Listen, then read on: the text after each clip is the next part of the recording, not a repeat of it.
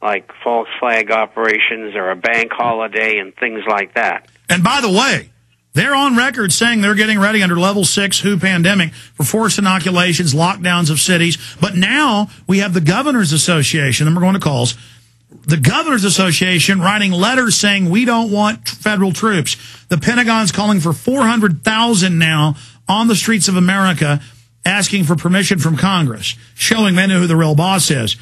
We now have Congressman Paul, Congressman Brown, former Congressman Army, saying they may use martial law, the flu-generated martial law, as a pretext to ram through Obama's agenda. What have I been saying since April? That I see that in the fall, them trying to get the cap and trade and the gun grab and the cybersecurity and all of it, the hate crime, all through in the fall with the flu. So even if they don't get forced inoculation, the fear-mongering and the hype over that, just like anthrax attacks they staged were used to get Patriot Act, I see everything coming down to the wire in October, November, December. So people better be ready, because Obama is cratering. He's cratering faster than they thought. Remember, Biden said they knew he'd crater in the first year.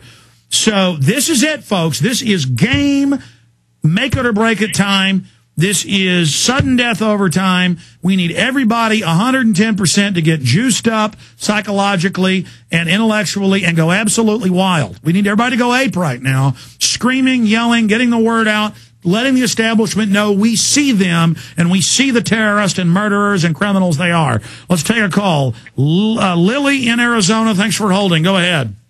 Hi, Alex. Hi, Bob. It's an honor to be with you on the show. I have a few points about this flu hype.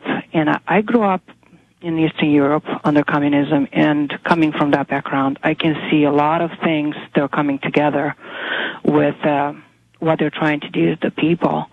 And just like you said, I've been listening to your show for a while, and I realize what a lie they're trying to push on people. I mean, nothing but lies. And I don't understand how people cannot see right through the lies. Because growing up, we grew up not trusting the government. That was, your life depended on that. You know, 1 out of 3 people were informants, so you really did not know who you were talking to. So you had to keep to yourself. That's what they're trying to do to stifle the First Amendment. If they succeed in doing that, this country is going down the tubes, and I would hate to see this happen. And I wonder myself, and I ask myself and my husband, how did America get to this point, and why? People are taking their liberties for granted, and they're not thinking. One point that I want to make, and I want people to think about it, why would Kathleen Sebelius give vaccine makers immunity if there's nothing wrong with those vaccines? Why? Why? People don't ask that question. Well, you know? And Lily, you know, most people didn't grow up in Eastern Europe under what we're going into. That's why. Why did smallpox kill Native Americans, but it wouldn't kill the Anglos? Because the natives had never been exposed to it. Just like we've never been exposed to real hardcore tyranny. So the average Dumbo doesn't know that because they've never come up against it. Those of us that haven't lived under tyranny but studied history, we know what it looks like. You've lived under it. You know what it looks like. Bob fought it when he was fighting the communists. He knows what it looks like.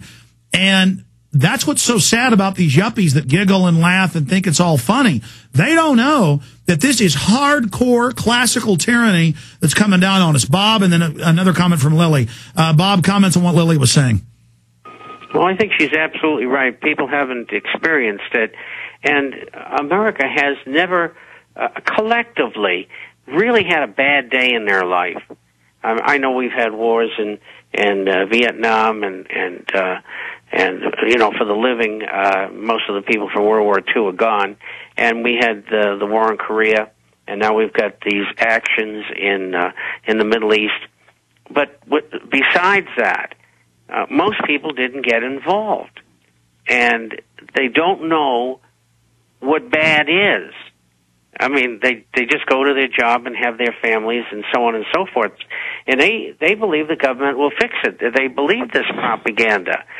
And so we have to reach them so they hear the other side of the story, the truth. Well, and that's our job.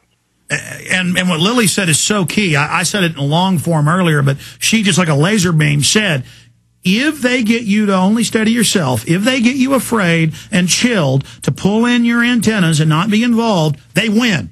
The minute, that's why they're out saying, you don't like the president, you don't want to turn your guns in, racist. You don't That's so wrong.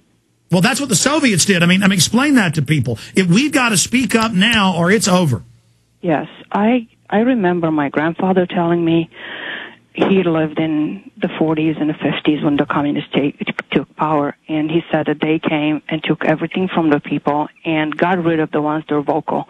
The ones that fought against them, put them in jail, killed them, they disappeared forever. They took everything. My grandfather told me they took their animals, the cattle, the plows, everything. They left them destitute. And people don't understand it. I'm looking at people and I said, how can you not see what's coming? How can you not see how everything, it's like a puzzle. They're putting the pieces into place. The good of everybody. That was the favorite phrase of the communists. That's all you heard. For the good, for the common good. Who's good? Well, I want to have you have a minute or so, Lily, on the other side to finish up. We're going to go to Mark, Jerry, Jeff, Lou, and others. We're going to hold Bob over a little bit in the next hour. If he can do it, have him up for a full hour next week. We had Rand Paul could only pop in earlier when Bob is normally on with us, so we apologize to Bob, but he's so busy, I'm sure he's happy to be on with an abbreviated show. Stay with us.